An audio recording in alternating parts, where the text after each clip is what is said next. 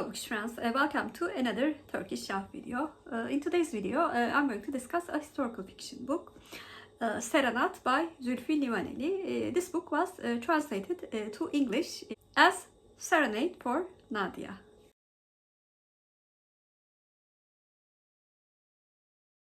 Ömer Zülfü Livaneli, a Turkish musician, screenwriter, politician, author and film director, was born on the 11th of September 1946. He is the eldest of 4 children of a family of Georgian origin. He graduated from the Fairfax University in the USA. In 1964, he married his school friend Ülker Tunçay. They had a daughter named Aylin in 1966. Zülfü Livaneli learned to play the bağlama, a traditional Turkish stringed instrument, from his uncle Turhan Yücel during his summer holidays, which was the first step in his musical career. The artist has written nearly 300 compositions and 30 film soundtracks throughout his artistic life.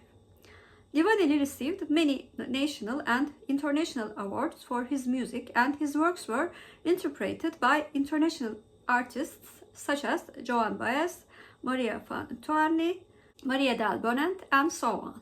On 19th of May 1997, 500 people attended the concert he gave in Ankara Hippodrome Square, making it the biggest concert in Turkey.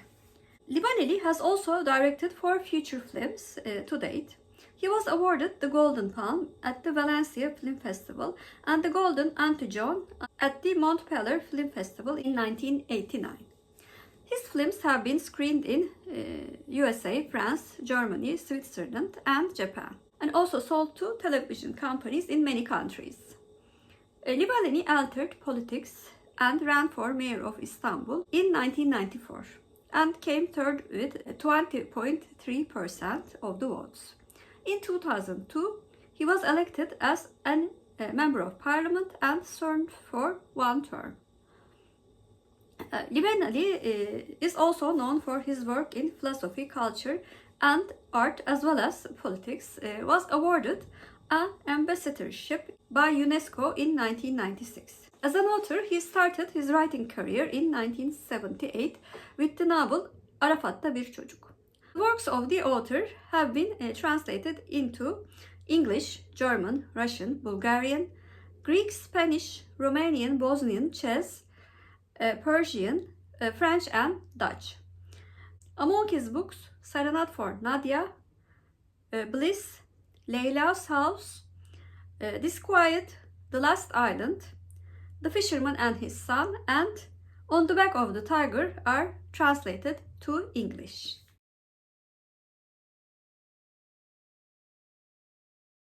Serenade was first published by Doğan Kitap in 2011. It was translated into English by Braden Friedley and published by Other Press in 2020 under the title Serenade for Nadia. In this book, Maya Duran, who works as a public relations officer at Istanbul University, one day takes on the task of accompanying Professor Max Wagner, an elderly professor from America. Maya does not yet know that with the arrival of this academic, her seemingly ordinary life will change in an unexpected way because of the things that she learned from this professor's past life in Turkey.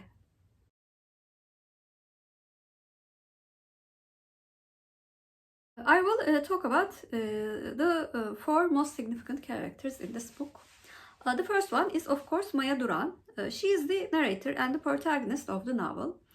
She works in the Public Relationships Department at Istanbul University. She is a divorced, modern, and questioning woman in her 40s living with her son. The few days she spends with Professor Wagner lead her to confront both Turkey's history as well as her own past. Professor Max Wagner was born in Germany. He is an elderly music professor living in America.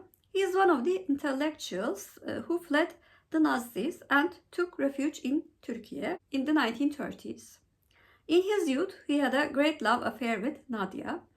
He is a silent, mournful, but impressive figure. Kerem is Maya's son. He is an inverted high school student with a talent for computers. And lastly, Nadia, although she does not appear directly throughout the story, she is at the center of it. She is a woman of Jewish origin, and she was Max Wagner's young love.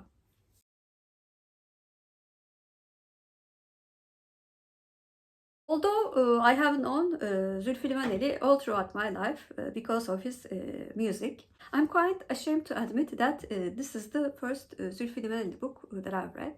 Hopefully this will not be the last. I plan to read many books from this author.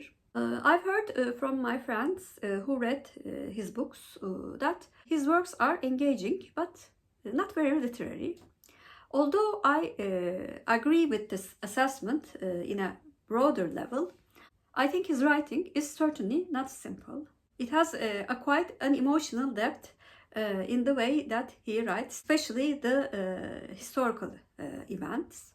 I personally prefer this type of clear writing rather than very flowery and too literary writing style. I found the story to be very interesting because it talked about an event that I had no idea that happened during a time period that I've actually read a lot from. So I was quite impressed by the way that he reintroduced this tragedy from Turkey's past with this very well written book. As the title suggests, you can feel Max's love for Nadia all throughout the book. So the whole book is like a serenade for Nadia. The thing that slightly annoyed me was the way that Livaneli sort of failed to write a female male character in some of her reactions. Other than that, I very much enjoyed this book. And I gave the book 9 out of 10, and I'm very glad that I read this book. Would I recommend this book to my international friend? I certainly would recommend it, because aside from history enthusiasts, as far as I know, the tragic event in the book has not been publicized much because it is actually the fault of many nations. So I think it gives a very good perspective on the time period, Turkey's approach to World War II, and also how the professors escaping from Nazi regime, especially the Jewish professors, have shaped the foundation of the Turkish Republic and the reason for its rapid growth, especially in the 1930s. Lastly, because of its quite emotional but also not overly dramatic tone, I think this book will appeal to many of my international friends, maybe with the exception of those who really do not like historical fiction. So this was my review of Serenade for Nadia by Zülfü Livaneli. Please comment down below. Do you also have an author that you regret that you read so later in life?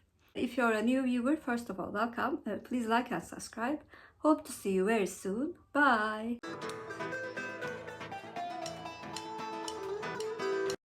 As for Turkish word of the day, because this book features a violin, I'm going to choose violin.